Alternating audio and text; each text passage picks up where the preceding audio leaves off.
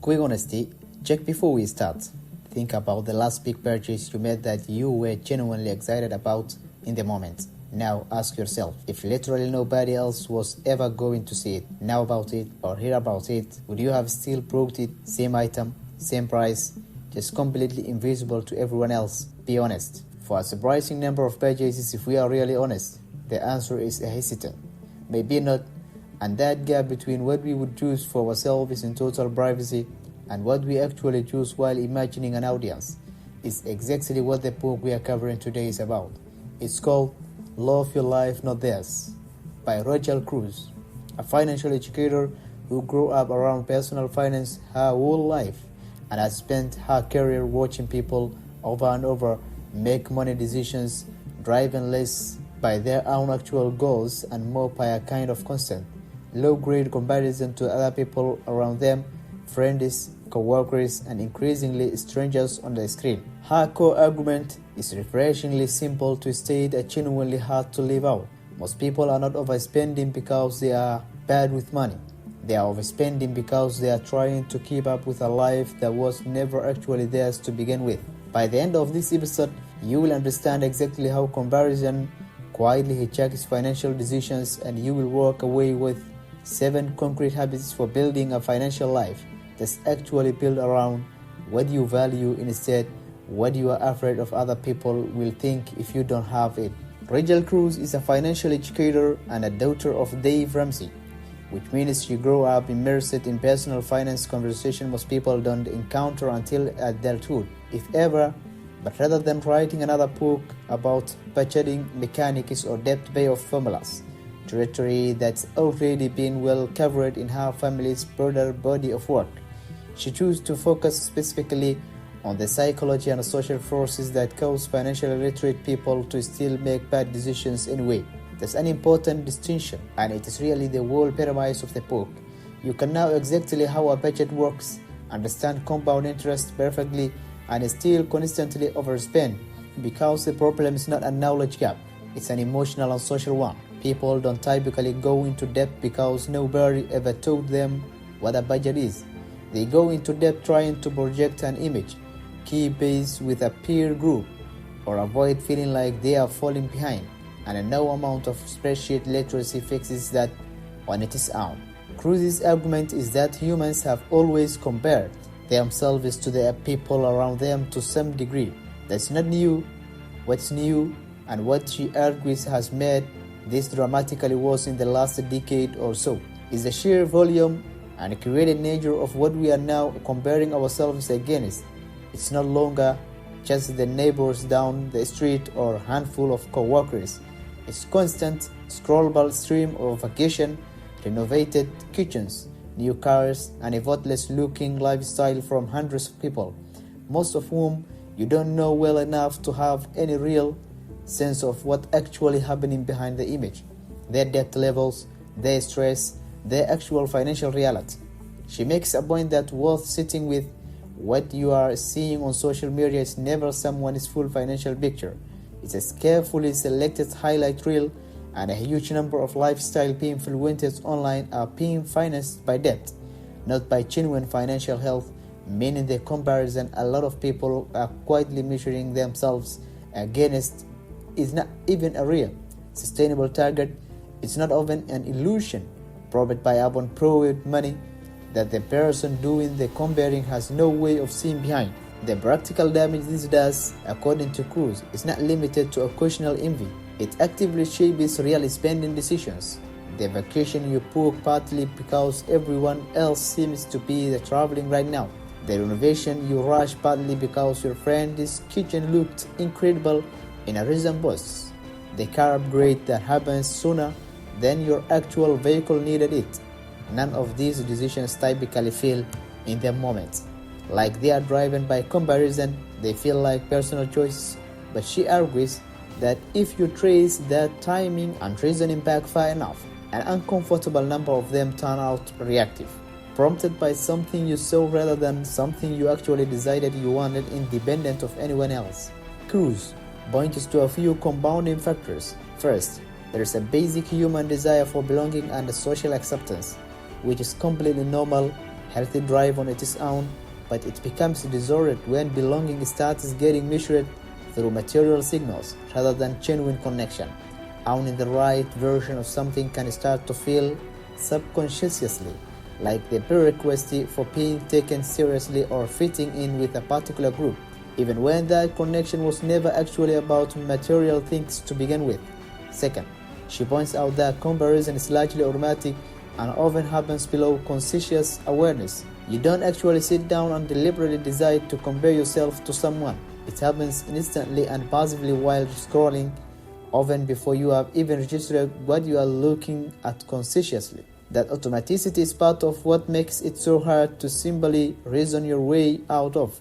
By the time you notice the feeling of falling behind, the comparison has already happened and already influenced your mood and often your next decision. Third, and this is a point she returns to repeatedly, comparison thrives especially on incomplete information, and nowhere is information more incomplete than social media, where you are comparing your own full, complicated, financially stressed reality against someone else's carefully edited 5 seconds highlight. That's a fundamentally unfair comparison by design, since one side of it is deliberately curated and the other side is your label. Unfiltered experience, which means the comparison was reached against you from the start, even before any actual financial factors enter the picture. Her argument is that generosity, practiced deliberately and regularly, does something psychologically important. It interrupts the scarcity-driven, comparison-fueled mindset that says you never have quite enough, by proving to yourself through direct action that you actually have enough to share right now, rather than treating giving as something you will get to once you have accumulated more. She frames it as a discipline that works better in the other direction, practiced from wherever you currently are, regardless of income level, precisely because waiting until you feel like you have enough tends to never actually arrive on its own. She also candid that this habit runs directly counter to the comparison trap, because generosity, when it's genuine, is not measured against anyone else's giving. It's a private decision about your own values, made independent of whether anyone else sees it or approves of it, which makes it a useful deliberate counterweight to a mindset that otherwise oriented entirely around external comparison. She argues a lot of people budgeting because they associate it with restriction and deprivation, when in her framing, a budget is actually the opposite. It's a tool for giving everyday dollar a specific, deliberate job before the month begins, which means the money you spend on things you genuinely value gets protected and planned for, rather than being left as whatever happens to be left over after a series unplanned, reactive purchases throughout the month. This connects directly back to the comparison trap. Without a budget, spending decisions tend to get made in the moment, reactively, often triggered by exactly the kind of comparison-driven impulse we covered earlier. You see something, you feel a pull, and you buy it, all within a few minutes, with no earlier version of yourself weighing in on whether this actually fits your actual priorities. A budget set in advance, built around what you have already decided matters you, acts as a kind of better commitment device, giving your more thoughtful, values-driven self a vote before you are reactive. Comparison-triggered self gets to spend the money unilaterally. Cruz is a careful, distinguished commitment from complacency.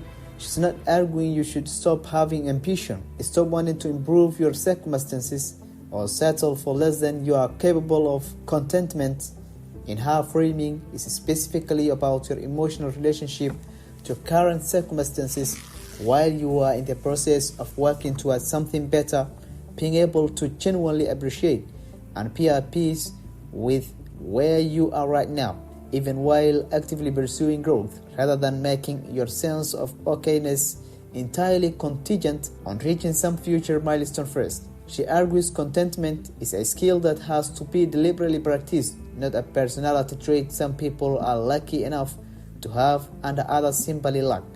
One practical technique she offers is regular gratitude practice specifically applied to your current financial life, actively naming what's already working, already provided for, already good about your situation as a direct counterweight to the comparison trap's constant emphasis on what's missing or what someone else seemingly has that you don't. This is not about denying real financial challenges or pretending everything is fine when it's not. It's about making sure the full picture, including what's already working, gets equal airtime in your own mind, rather than letting comparison-driven scarcity dominate the entire narrative by default. The fourth habit is constant saving and investing. Treat it as non-negotiable, automated part of your financial life rather than something you got to if there happens to be anything left over. Cruz's argument here echoes a theme we have covered in other episodes on this podcast. Building wealth as much as more to do with constant behavior over time than with dramatic occasional financial moves, and treating saving as automatic removes it from the daily battlefield of comparison-driven temptation entirely. The fifth habit is avoiding consumer debt, specifically, which he frames as one of the most direct financial consequences of unmanaged comparison. A huge amount of consumer debt, in her observation, does not come from genuine emergencies, but from financing a lifestyle that was chosen partly to keep pace with other people's visible spending, rather than paying something the person could actually afford outright. Debt taken on to fund comparison-driven purchases is, in her framing, essentially paying interest to maintain an illusion which compounds the original problem rather than solving it. The sixth habit is prioritizing experiences over possessions, where possible, drawing on broader body of research suggesting that experiential purchases, travel, shared meals, activities with people you care about tend to produce more lasting satisfaction than material purchases, which are more prone to a phenomenon called hedonic adaptation, where the initial excitement of a new possession fades relatively quickly, resetting your baseline and often promoting a search for the next purchase to recreate the some initial excitement. Experiences, by contrast, tend to become part of your identity and memory in a way that keeps paying emotional dividends well after the purchase itself. The seventh and final habit is learning to genuinely enjoy the outcome of the previous six. Cruz notes that some people, once they have built healthy financial habits, struggle to actually relax and enjoy the results, staying in a permanent state of anxious fragility even once they have achieved real financial stability. She argues that enjoying your money within the boundaries you have deliberately set for yourself is not failure of discipline. It's the actual point of building healthy financial habits in the first place, and treating enjoyment itself as something to feel guilty about it just the comparison trap wearing a different disguise, one where you are now comparing yourself to imagined endlessly displayed ideal instead of a precise highlighted reel. If this episode helped you spot how much of your own spending has been shaped by comparison rather than genuine choice, share it with someone who is being quietly stressed about keeping on with a lifestyle that statistically is probably more financed than it looks. Subscribe for more these deep dives.